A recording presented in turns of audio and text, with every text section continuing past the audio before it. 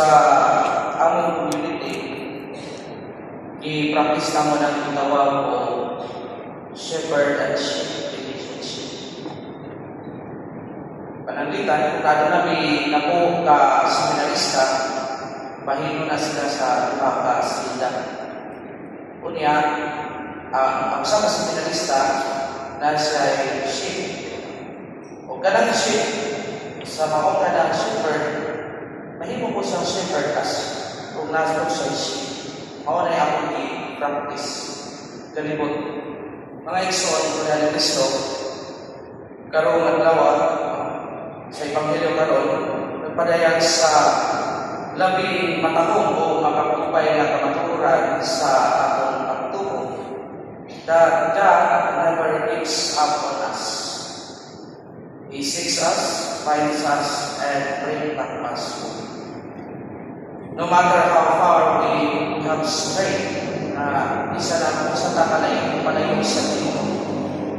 Si Jesus na ingon, kanatong bahin sa usa ka magbalantay, nga bibiya sa 99 o kakabero, to look for the one that is lost. At first glance, makaingon na this is unreasonable, hindi makatanungan. Kaya makapangutana na why waste the 99 for the sake of one who is lost.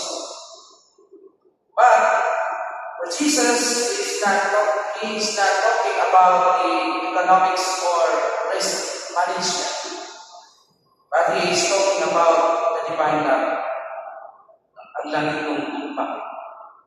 Kung sakto kayo na nagkaroon mga isong kay nagsaulong banda sa solemnidad sa kasing-kasing ni Jesus.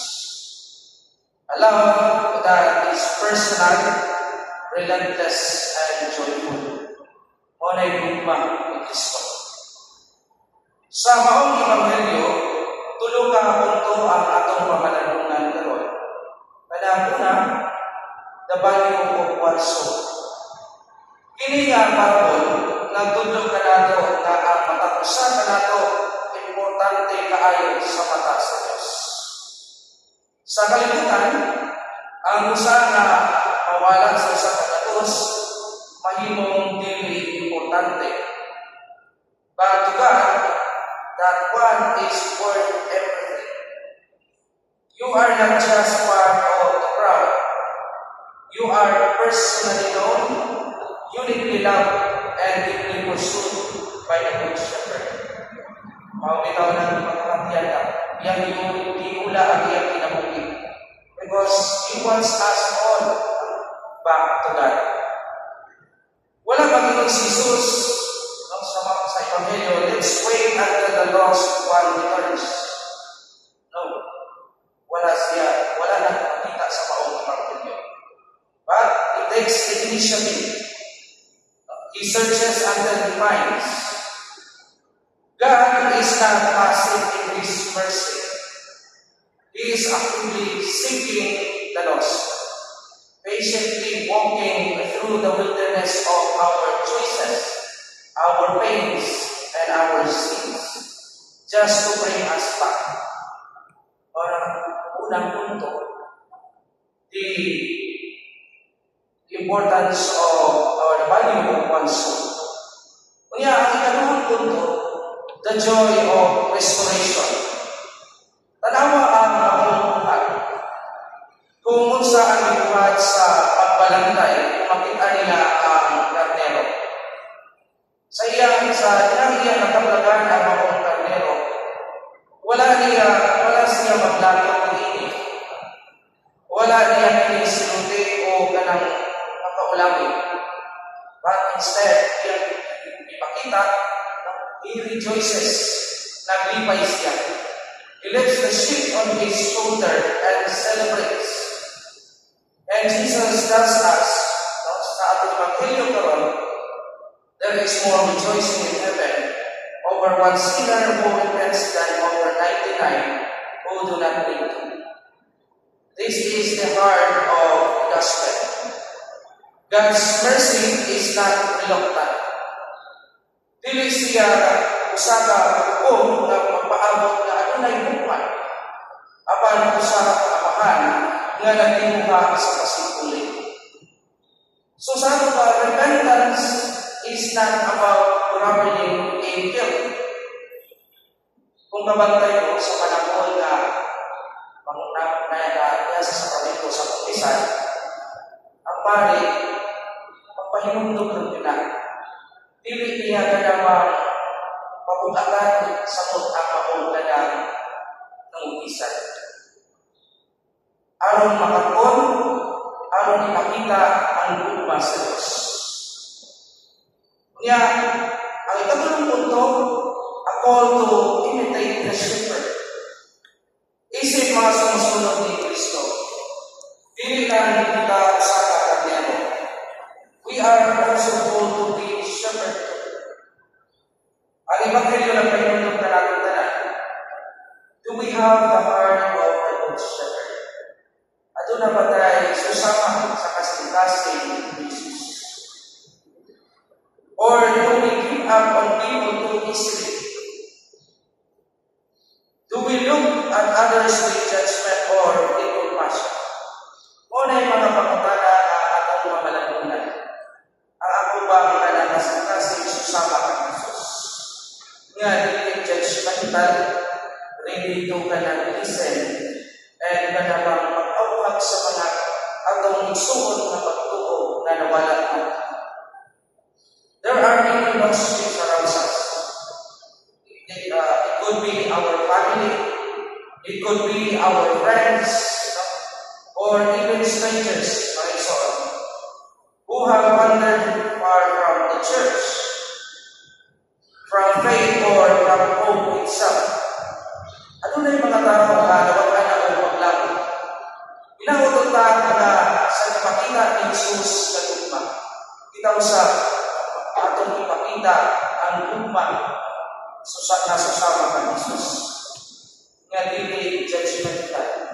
Willing to accept labi na itong mga tao na nakasala.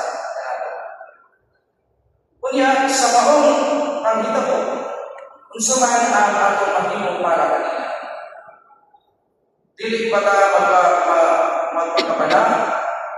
Or do we search for them with prayer, with gentle words, with patient love?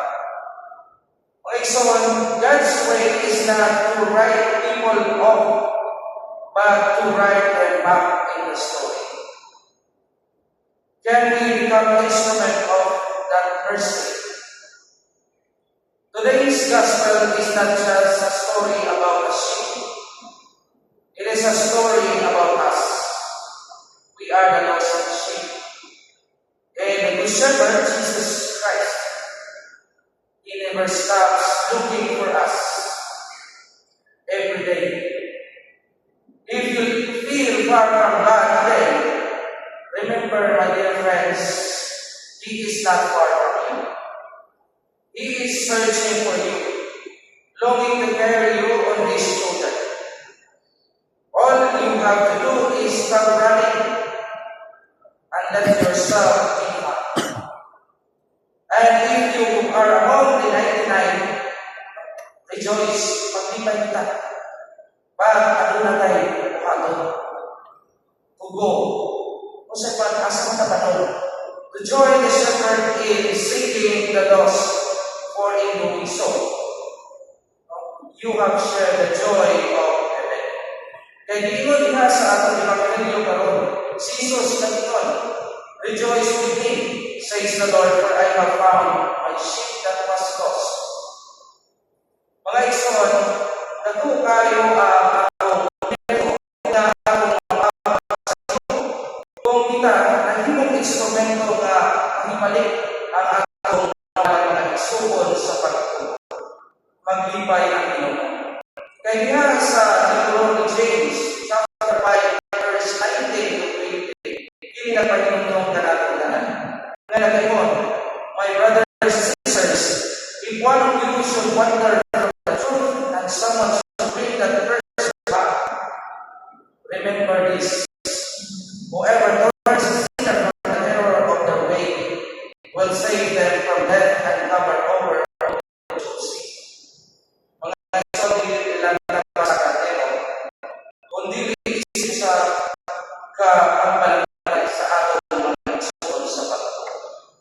hinaot ka, may magtiha sa pagtatsa kanako, makita ang kasing-kasing sa Ginoo, makita ang ugma sa Ginoo, o makita isip maayo ng malantay sa atong mga iso.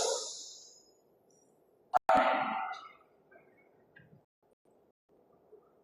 Amen sa Bata.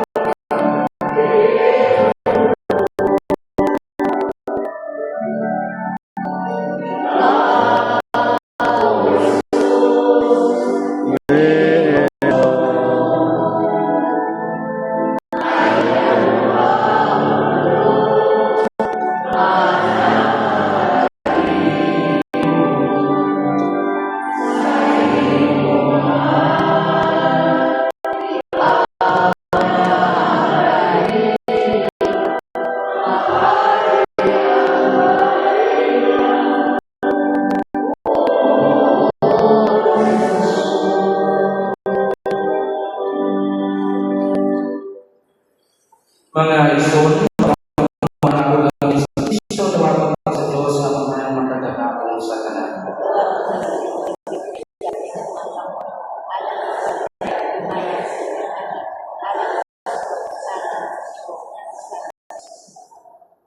Mag-ampo kita.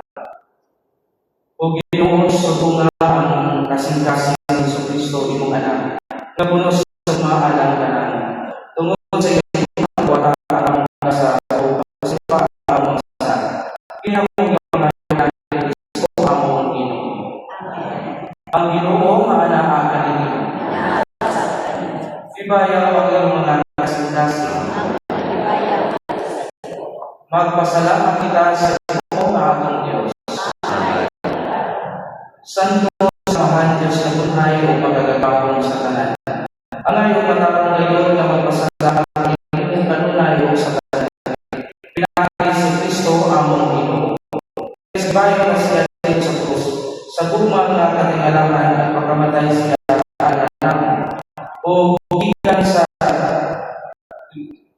linatasan ng pilit nag-ulat sa loob o tubig. Gikan ini itubo na ang masakinto sa simbahan aron ang tanang tao sa ilang pagkadali nasa naablihan na kasing-kasing sa panunod. Sa pagkakulong pangpapos na mayroon ining mga tugod sa kalwasan. Ubusan, uban sa mga santo sa mga anghel, magpanayon kami sa pagkain sa walay punong na pag-ingon.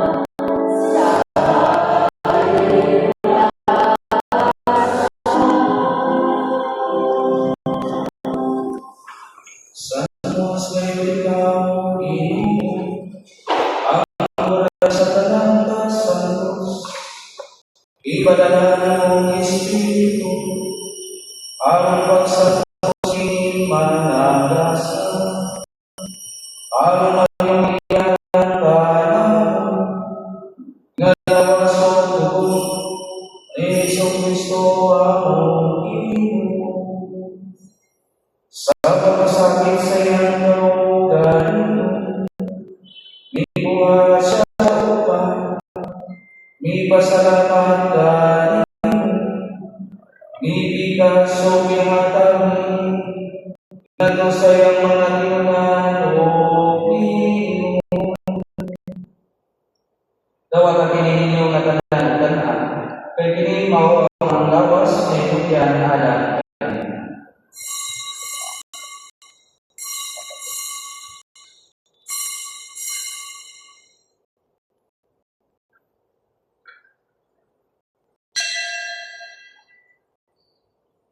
Sa samang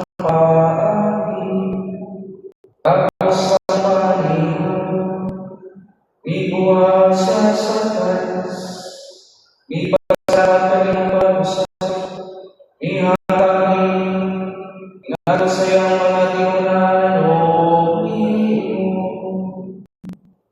Dawalan ninyo, Panginoon kamo, nga tanan ikan nini, kay kini maulala sa dugo sa pagkukunhay na kasabutan.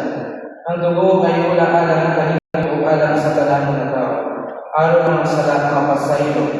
Buhatan kami aron paghandong kanako.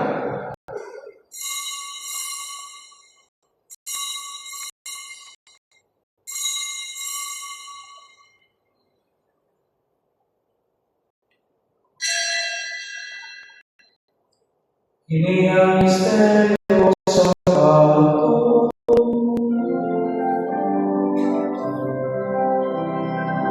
Luwas sa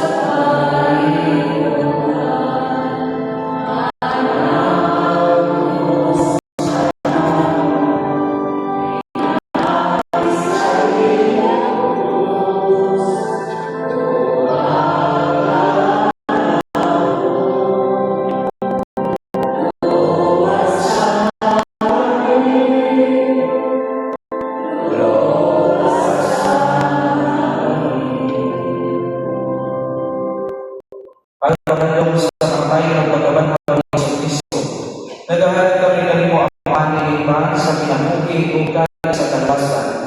Nagpasalamat kami kanimo kami iisip na ngayon na magkakuan o maalaga ni kanimo. Imo ang kami manalawat sa lawas ng dugo ni Kristo. Magayusa nila sa Espiritu Santo. Inumdumi Ginoo ang imong simbahan sa tibuok kalibutan. Imo ang mahigpit kami nila sa upang ubanay layo ang Santo Papa. Nilaro ang mga obispo o sa tanan ng mga inumdumi sa paamong sungkol na namatay. Malaumon na mapabanhaw sila o ang tanan na namatay na sa imong kalupoy. Dala silang tanan sa pagsultong sa kahayag sa mundo. Tanan, imo ang kaming angayan na makaambit sa kinabuhitunay uban ni Maria ang nahanap ng sa Diyos.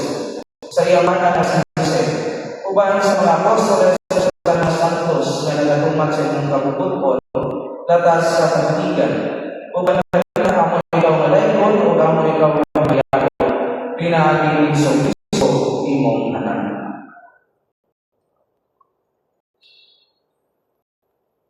Pinaaging kanyaman kanyaman kaniya, iyakalakan magkagagawang na ama, diha sa dalusa sa Espiritu Santo, ang tanan mo himaya, angkol sa kahaluan.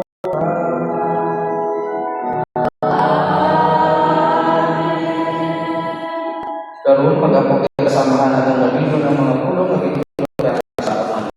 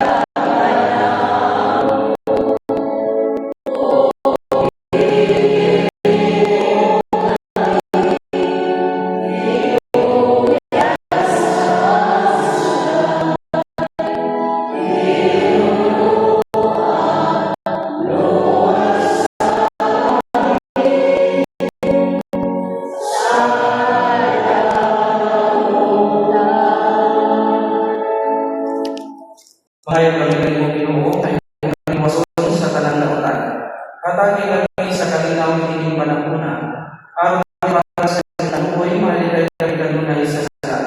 O mahilayo sa talang kasaw. Samtang nagapaabot kami ng malakon sa pagbalik ni Kristo ang manubos.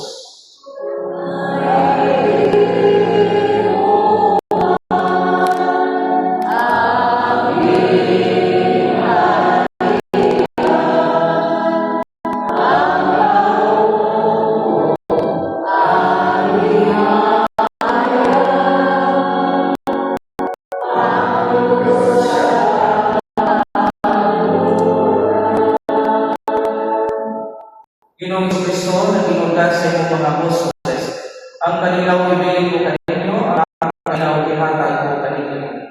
Ayaw kaawa ang akong mga sala kung ilang pagsalit sa inyong simbahan. Kung sibo sa inyong kabuhon, hatagi kami sa inyong kalinaw o kanuusa. Ikaw ang muyong hari hangtod sa kaangkuran. Ang kalinaw sa Ginoo sa kanunay ay maaaring. Atong ipakita karon ni mahal sa atong pananginsunan.